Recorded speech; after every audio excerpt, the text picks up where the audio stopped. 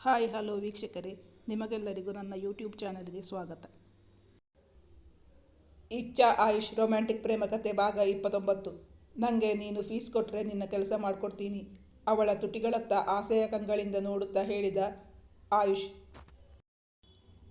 ಕೆಲಸ ಮಾಡಿಕೊಡೋಕೆ ಲಂಚ ಕೇಳ್ತಾ ಇದೆಯಾ? ಆಯಿತು, ಅದೆಷ್ಟು ಬೇಕು ಹೇಳು, 1000 ಕೊಡ್ತೀನಿ ಸಾಕಾ? ಅನಂತರಾಮ್ ಅವರು ಅವನ ರೂಮಿನತ್ತ ಬಂದಿದ್ದರು. ಅಲ್ಲಿ ಅವರಿಬ್ಬರು ಇದ್ದ ಭಂಗಿಯನ್ನು ನೋಡಿ ದಂಗಾಗಿ ಬಿಟ್ಟಿದ್ದರು ಅನಂತರಾಮ್. ಇಚ್ಛಾ, ನಾನು ಅವತ್ತು ಅಷ್ಟೊಂದು ಸಲ ನಿನ್ನ ಹತ್ರ ಮದುವೆ ವಿಷಯ ಮಾತಾಡೋಣ ಅಂತ ಕೇಳಿದ್ರು, ಸರಿಯಾದ ಸಮಯ ಬಂದಾಗ ಹೇಳ್ತೀನಿ ಅಂತಾನೆ ಮುಂದೆ ಹಾಕ್ತಾ ಬಂದಿದ್ಯಲ್ಲ. ನೀನೇ ಹೇಳಬೇಕಾಗಿತ್ತು ನನ್ನನ್ನು ಪ್ರೀತಿಸ್ತಾ ಇದ್ದೀನಿ ಅಂತ. ಯಾಕೆ ಹೇಳಿಲ್ಲ? ಈಗಲೂ ಎಂಗೇಜ್ಮೆಂಟ್ ಏನೂ ಆಗಿಲ್ವಲ್ಲ. ನಿನ್ನ ಮದುವೆ ಬೇರೆಯವರ ಜೊತೆ ಆದರೆ ನನ್ನ ಗತಿ? ಖಂಡಿತ ಈ ವಿಷಯ ನಾನು ಯೋಚಿಸಬೇಕಾದ್ದೆ. ನಾನಂತೂ ನಿನ್ನನ್ನೇ ಮದುವೆ ಆಗೋನು. ಅವಳನ್ನು ಸಮಾಧಾನಪಡಿಸಿ ಅವಳಿಗೆ ಧೈರ್ಯ ತುಂಬಿದ ಆಯುಷ್. ನೀನು ಬರೀ ಬಾಯಲ್ಲಿ ಧೈರ್ಯ ಹೇಳಿದರೆ ಸಾಲದು, ಅದನ್ನು ಕಾರ್ಯರೂಪಕ್ಕೆ ತರಲೇಬೇಕು. ಈಗಾಗಲೇ ಪಪ್ಪ ನಿರ್ಧಾರಕ್ಕೆ ಬಂದಾಗಿದೆ. ಸಮಯ ತುಂಬ ಕಡಿಮೆ ಇರೋದು. ಮಿಂಚಿ ಹೋಗಿರೋ ಕಾರ್ಯಕ್ಕೆ ಮತ್ತೆ ಚಿಂತಿಸಿ ಫಲವಿಲ್ಲವಲ್ಲ. ನಾನು ನಿನ್ನನ್ನೇ ನಂಬಿಕೊಂಡಿದ್ದೇನೆ. ನೀನು ಇವತ್ತು ಏನಾದರೂ ಮಾಡಲೇಬೇಕು. ಇದು ನನ್ನ ಜೀವನದ ಪ್ರಶ್ನೆ. ನಾನು ಕಾಯ ವಾಚ ಮನಸ್ಸ ನಿನ್ನ ತುಂಬ ಇಷ್ಟಪಡ್ತೀನಿ. ನನ್ನ ಮನಸ್ಸು ಒಬ್ಬರಿಗೆ ಕೊಟ್ಟು ದೇಹ ಬೇರೆಯವರಿಗೆ ಕೊಡೋಕೆ ನನ್ನಿಂದ ಸಾಧ್ಯನೇ ಇಲ್ಲ. ಪ್ಲೀಸ್ ಆಯುಷ್, ಏನಾದರೂ ಮಾಡೋ. ನನ್ನ ಸಂಕಟ ನಿಂಗಲ್ಲದೆ ಬೇರೆ ಯಾರಿಗೆ ಅರ್ಥ ಆಗೋಕೆ ಸಾಧ್ಯ ಹೇಳು? ಇಚ್ಛಾ ಅವನ ಬಳಿ ಗೋಗರೆಯುತ್ತಿದ್ದಳು. ಅವನತ್ತ ಆರ್ತ ನೋಟ ಬೀರಿದಳು. ಥ್ಯಾಂಕ್ ಯು ಇಚ್ಛಾ, ಈಗಲಾದರೂ ಹೇಳಿದ್ಯಲ್ಲ. ನಾನು ಅಂಕಲ್ ಹತ್ರ ಮಾತಾಡ್ತೀನಿ.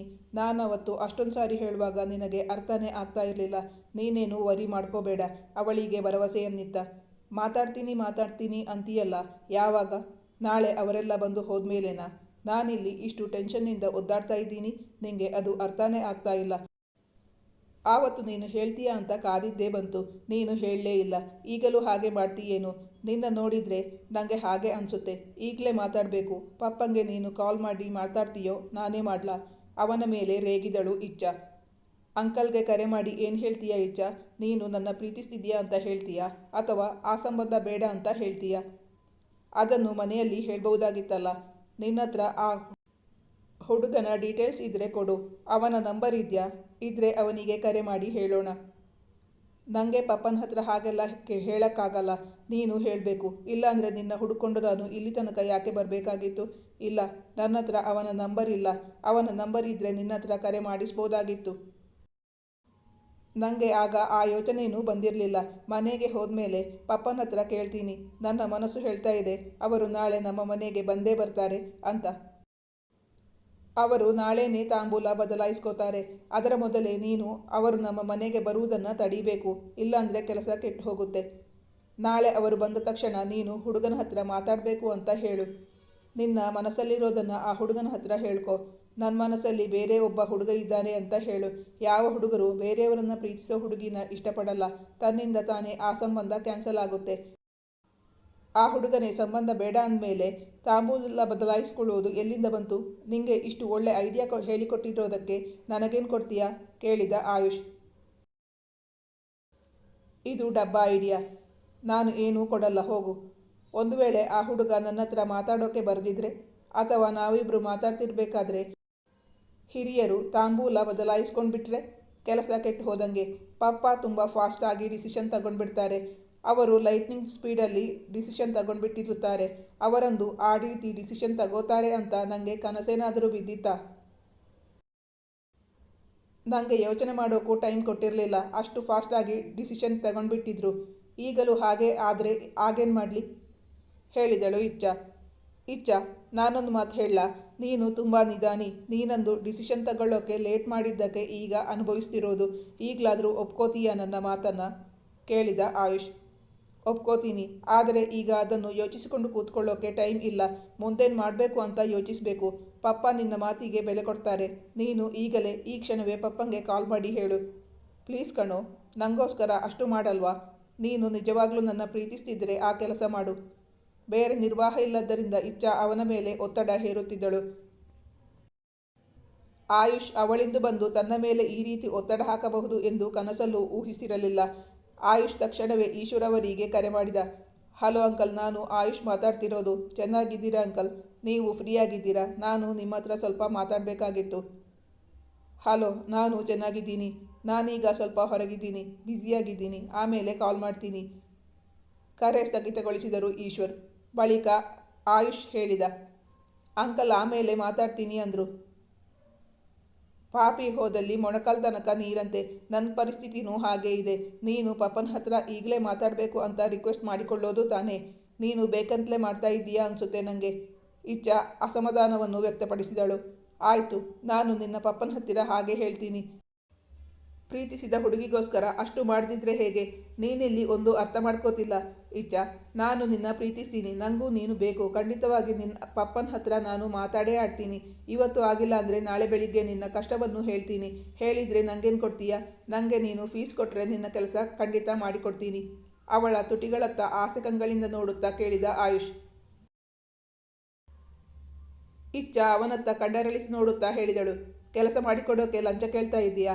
ನೀನು ನನ್ನ ಹತ್ರನೇ ಲಂಚ ಕೇಳ್ತೀಯಾ ಅಂತ ಗೊತ್ತಿರಲಿಲ್ಲ. ಆಯಿತು, ಅದೆಷ್ಟು ಬೇಕು ಹೇಳು. ನನ್ನ ಹತ್ರ ಸೇವಿಂಗ್ಸ್ ಜಾಸ್ತಿ ಇಲ್ಲ, ಮತ್ತು ನಾನು ಸಾಲನೂ ಇಟ್ಕೊಳ್ಳಲ್ಲ. 1000 ಕೊಡ್ತೀನಿ, ಸಾಕಾ? 1000 ಆದರೆ ಓಕೆ, ಡನ್. ನಿನ್ನ ಕೆಲಸನೂ ನಾನು ಮಾಡಿಕೊಡ್ತೀನಿ.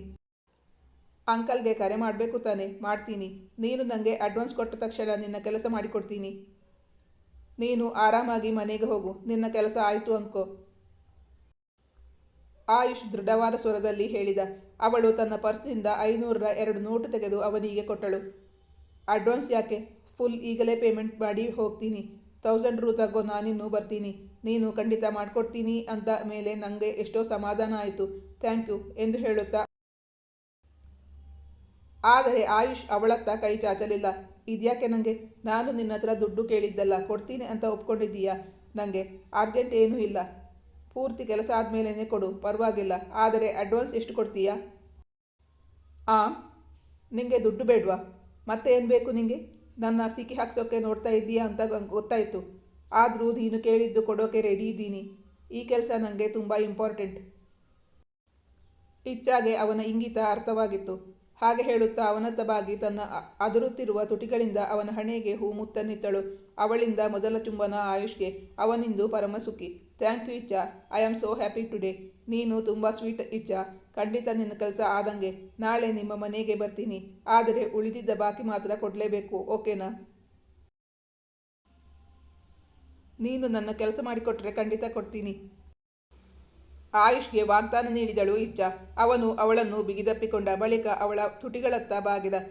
ಒಂದೇ ಒಂದು ಸತಿ ಇಚ್ಛಾ, ನಿನ್ನ ತುಟಿಗಳ ಜೇನು ಹೀರೋ ಆಸೆ ನನಗೆ. ನೀನು ಬೇಜಾರು ಮಾಡ್ಕೊಳ್ಳೋಲ್ಲ ತಾನೆ? ನಿನ್ನ ಒಪ್ಪಿಗೆ ಇಲ್ಲದೆ ಇದ್ರೆ ಬೇಡ, ಹೇಳಿದ ಆಯುಷ್. ಇತ್ತ ಅನಂತರಾಮ್ ಅವರು ಆಯುಷ್ನ ರೂಮಿನ ಸಮೀಪ ಬರುವಾಗ ಮಗನ ರೂಮಲ್ಲಿ ಮಾತುಕತೆ ಕೇಳಿಸುತ್ತಿತ್ತು. ಹೌದು, ಇದು ಇಚ್ಛಾಳ ಸ್ವರ. ಇಚ್ಛಾ ಯಾವಾಗ ಬಂದಿದ್ದು? ಮತ್ತೆ ತಮ್ಮ ಬಳಿ ಮಾತಾಡಲು ಬರಲೇ ಇಲ್ಲವಲ್ಲ? ಅವಳನ್ನು ಮಾತಾಡಿಸಬೇಕೆಂದು ಅವನ ರೂಮಿನತ್ತ ಬಂದಿದ್ದರು. ರೂಮಿನ ಬಾಗಿಲು ತೆರೆದಿತ್ತು. ಅಲ್ಲಿ ಅವರಿಬ್ಬರು ಇದ್ದ ಭಂಗಿಯನ್ನು ನೋಡಿ ದಂಗಾಗಿ ಬಿಟ್ಟಿದ್ದರು ಅನಂತರಾಮ್. ಇಚ್ಛಾಳನ್ನು ಮಾತಾಡಿಸಲಿಲ್ಲ, ಹಾಗೆ ಹಿಂದಿರುಗಿ ಬಿಟ್ಟರು. ತಾವು ಮಗನಿಗೆ ಇನ್ನೂ ಬೇಗ ಮದುವೆ ಮಾಡಿಸಬೇಕು, ತಡ ಮಾಡಬಾರದು ಎಂದಂದುಕೊಂಡರು ಅನಂತರಾಮ್. ಮನೆಗೆ ಹೋದ ಬಳಿಕ ಇಚ್ಛಾ ಹುಡುಗನ ನಂಬರನ್ನು ತಂದೆಯ ಬಳಿ ಕೇಳಿದಳು. ನನ್ನ ಹತ್ರ ಹುಡುಗನ ನಂಬರ್ ಇಲ್ಲ ಪುಟ್ಟ, ಅವನ ತಂದೆ ನಂಬರ್ ಇರಬೇಕು. ನಿಂಗೀಗ ಯಾಕೆ? ನಾಳೆ ಬರ್ತಾನಲ್ಲ, ಆಗ ನೀನೇ ಅವನ ಕೈಲಿ ನಂಬರ್ ಕೇಳಿ ಇಸ್ಕೋ. ನಾನು ಮಾತುಕತೆ ಎಲ್ಲ ಹುಡುಗನ ತಂದೆ ಹತ್ರನೇ ಮಾಡಿರೋದು. ಅವರ ತಂದೆ ನಿನ್ನ ಈಗಾಗಲೇ ನೋಡಿ ಒಪ್ಕೊಂಡಿದ್ದಾರೆ. ಹುಡುಗನ ತಂದೆಯೇ ಹೆಣ್ಣು ಕೇಳಿಕೊಂಡು ಬಂದಿರೋದು. ನಿಮ್ಮ ಮಗಳು ಇಚ್ಛಾ ನನಗೆ ತುಂಬ ಇಷ್ಟ ಆಗಿದ್ದಾಳೆ, ಅವಳನ್ನೇ ನಮ್ಮನೆ ಸೊಸೆ ಮಾಡ್ಕೋಬೇಕು ಅಂತ ಇದ್ದೀವಿ ಅಂತ ಹೇಳಿದರು. ನೀನು ಆ ಬಗ್ಗೆ ಆತಂಕ ಪಡುವ ಅವಶ್ಯಕತೆಯೇ ಇಲ್ಲ. ನಾಳೆ ಬರೀ ಶಾಸ್ತ್ರಕ್ಕೆ ಹೆಣ್ಣು ನೋಡೋಕೆ ಬರೋದಷ್ಟೇ. ಇಚ್ಛಾಗೆ ಬೇರೇನೂ ಮಾತಾಡಲಾಗಲಿಲ್ಲ. ಆಯುಷ್ ಹೇಳಿದ ಮೇಲೆ ತನ್ನ ಕೆಲಸವನ್ನು ಖಂಡಿತ ಮಾಡಿಕೊಡುತ್ತಾನೆ ಎಂಬ ನಂಬಿಕೆ ಇತ್ತು ಅವಳಿಗೆ. ಮರುದಿನ ಅವನು ಬರುತ್ತೇನೆ ಎಂದು ಹೇಳಿದ್ದನಲ್ಲ, ಏನಾದರೂ ಮಾಡಿಯೇ ಮಾಡುತ್ತಾನೆ ಎಂದು ಯೋಚಿಸುತ್ತಾ ರಾತ್ರಿ ಮಲಗಿದ್ದಳು. ನೆಮ್ಮದಿಯಿಂದ ನಿದ್ದೆ ಮಾಡಲಾಗಲಿಲ್ಲ ಅವಳಿಗೆ. ರಾತ್ರಿ ಸರಿಯಾಗಿ ನಿದ್ದೆ ಬಾರದಿಂದ ಮರುದಿನ ತಲೆ ಸಣ್ಣಗೆ ನೋಯುತ್ತಿತ್ತು. ಯಾರೆಷ್ಟೇ ಹೇಳಿದರೂ ಕೆಲಸ ಆಗುವವರೆಗೂ ಒಂದು ಟೆನ್ಷನ್ ಇದ್ದೇ ಇರುತ್ತಲ್ಲ, ಆ ಟೆನ್ಷನ್ ಇತ್ತು ಇಚ್ಛಾಗೆ. ಅವಳು ಬೆಳಗ್ಗೆ ಎದ್ದ ತಕ್ಷಣ ಆಯುಷ್ಗೆ ಕರೆ ಮಾಡಿ ವಿಚಾರಿಸಿಕೊಂಡಿದ್ದಳು. ಅವನು ಅವಳ ಕರೆಯನ್ನು ಸ್ವೀಕರಿಸಿ ಉತ್ತರಿಸಿದ್ದ. ಅಂಕಲ್ ಆಮೇಲೆ ಸಿಗ್ತೀನಿ ಅಂತ ಹೇಳಿದ್ದಾರೆ, ನಾನು ಮಾತಾಡ್ತೀನಿ. ಹಾಗಾದರೆ ಅವನಿಗಿನ್ನೂ ತಂದೆಯ ಬಳಿ ಮಾತಾಡಿ ಆಗಿಲ್ಲ ಎನಿಸಿತು ಇಚ್ಛಾಗೆ. ಮನೆಯಲ್ಲಿ ಬರುವ ಅತಿಥಿಗಳಿಗಾಗಿ ತಿಂಡಿ ತಯಾರಿಸುತ್ತಿದ್ದರು ಗೀತಾ. ಗೀತಾ ಅವರು ಪತಿಯ ಬಳಿ ಹೇಳಿ ಅವಳಿಗೆ ಮುಡಿಯಲೆಂದು ಮಲ್ಲಿಗೆ ಹೂ ತರಿಸಿಟ್ಟಿದ್ದರು. ಆವತ್ತು ಅಕ್ಕನ ಮದುವೆಗೆ ಅಂತ ತೆಗೆದಿರೋ ಸಾರಿ ಇದೆಯಲ್ಲ, ಅದನ್ನು ಉಟ್ಕೋ. ಅದು ನಿನಗೆ ತುಂಬ ಚೆನ್ನಾಗಿ ಸೂಟ್ ಆಗುತ್ತೆ. ಆ ಸಾರೀಲಿ ನಿನ್ನ ನೋಡಿದ ತಕ್ಷಣ ಹುಡುಗ ಕ್ಲೀನ್ ಬೋಲ್ಡ್ ಆಗಿಬಿಡ್ತಾನೆ. ನಿನ್ನ ಕೂದಲು ಸಿಕ್ಬಿಡಿಸಿ ತಲೆ ನಾನು ಬಾಚಿಕೊಡ್ತೀನಿ. ಕೈಗೆ ಚಿನ್ನದ ಬಳೆ ಹಾಕ್ತೀಯೋ ಬ್ರೇಸ್ಲೆಟ್ಟೋ? ಗೀತಾ ಅವರು ತುಂಬ ಸಡಗರದಲ್ಲಿದ್ದರು. ಮಗಳನ್ನು ವಿಚಾರಿಸಿಕೊಳ್ಳುತ್ತಿದ್ದರು. ಆದರೆ ಇಚ್ಛಾ ಅವಳ ಮುಖದಲ್ಲಿ ಬೇಸರ ಮನೆ ಮಾಡಿತ್ತು. ಮಾತ್ರವಲ್ಲ, ಅವಳ ಆತಂಕ ಕ್ಷಣದಿಂದ ಕ್ಷಣಕ್ಕೆ ಹೆಚ್ಚಾಗತೊಡಗಿತು. ಇಚ್ಛಾ ನಿರುತ್ಸಾಹದಿಂದ ತನ್ನ ರೂಮಲ್ಲಿ ಕುಳಿತಿದ್ದಳು. ಹುಡುಗನ ಕಡೆಯವರು ಈಗಲೇ ಬರ್ತೀನಿ ಅಂತ ಫೋನ್ ಮಾಡಿದ್ದಾರಂತೆ. ಬಾ, ನಿಂಗೆ ನೀಟಾಗಿ ಸಾರಿ ಉಡಿಸ್ತೀನಿ. ನೀನು ಬೇಗ ರೆಡಿಯಾಗಿ ಬಿಡು. ತಾಯಿ ಅಲ್ಲಿರುವಾಗ ಆಯುಷ್ಗೆ ಕರೆ ಮಾಡಲಾಗಲಿಲ್ಲ. ಇಚ್ಛಾಗೆ ಮನೆಯಿಂದ ಹೊರಡುವಾಗ ಕರೆ ಮಾಡುತ್ತೇನೆ ಎಂದವನು ಇನ್ನೂ ಕರೆ ಮಾಡಿರಲಿಲ್ಲ. ಅಂದರೆ ಅವನಿನ್ನೂ ಹೊರಟಿಲ್ಲವೇ? ತನ್ನ ಸೆಲ್ಫೋನ್ ಯಾವಾಗ ಹೊಡೆದುಕೊಳ್ಳುತ್ತದೆ ಎಂದು ಕಾತರದಿಂದ ನಿರೀಕ್ಷಿಸುತ್ತಲೇ ಇದ್ದಳು ಇಚ್ಛಾ. ಇಚ್ಛಾಳ ಪರಿಸ್ಥಿತಿಯಂತೂ ಶೋಚನೀಯವಾಗಿತ್ತು. ಹಾಗಾದರೆ ಹುಡುಗನ ಕಡೆಯವರು ಮೊದಲೇ ಬರುತ್ತಾರಾ? ಅಲ್ಲ ಆಯುಷ? ಈ ಕಥೆಯ ಮುಂದಿನ ಭಾಗ ಮುಂದಿನ ಸಂಚಿಕೆಯಲ್ಲಿ ಮುಂದುವರಿಯುವುದು. ನಿಮ್ಮ ಅನಿಸಿಕೆ ಅಭಿಪ್ರಾಯವನ್ನು ಕಮೆಂಟ್ ಮಾಡಿ ತಿಳಿಸಿ. Thank you for watching.